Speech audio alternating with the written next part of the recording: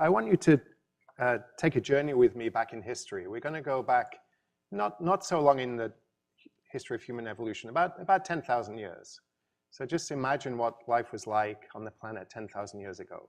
People survived on wild plants, wild berries, maybe seeds from some wild grasses. But those wild plants have very low productivity. And so in order to survive, a small group of people would move around because they would soon use up all the edible material in a certain area. And then starting around 10,000 years ago, humans started to domesticate plants, which means we selected them genetically and started to turn them into crops. And I'm going to use corn as an example. It's a plant that we work on a lot here at the lab. And it's also a plant that we know a lot about its history of domestication. And in fact, we know the ancestor of corn. This is a plant that still grows in the wild in Mexico. It's called Teosinte. And as I said, starting about 10,000 years ago, humans started to select this plant and to transform it into what we now have as modern corn. Now, this story is not specific to corn. And in fact, during recent human history, we've domesticated many types of plants and animals. You see here on the left are some wild species.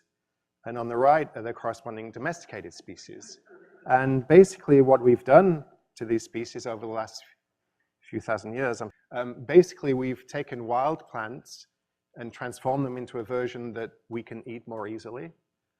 And we've taken wild animals and transformed it into a version that cannot eat us easily. Okay, so it's really fortunate that we got that one the right way around. So how did we actually do that? Well, this happens by a process of genetic selection. Actually, you've probably heard of natural selection, which is something that happens in the wild, where organisms that are naturally fitter than others will survive and proliferate more. But this is slightly different because this selection is driven by humans. And I'm using this popular children's game called Pokemon as an example of this. So Pokemon is a card game that many children play.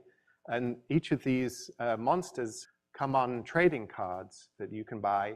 And children will trade these cards and collect certain versions of these creatures. Now, to us adults, these all look pretty equivalent. But if you ask my son or any other children in the audience, they'll immediately tell you that some of these are much more valuable than others, right? So this one, for example, is really a very valuable Pokemon. And over time, if you're a good trader, you will collect more and more of these valuable Pokemons. And some of the less valuable ones you might throw away, or they might die out of the population. So it's a gradual process of selection where we're picking things that we find attractive. Okay, so similar thing happened with corn.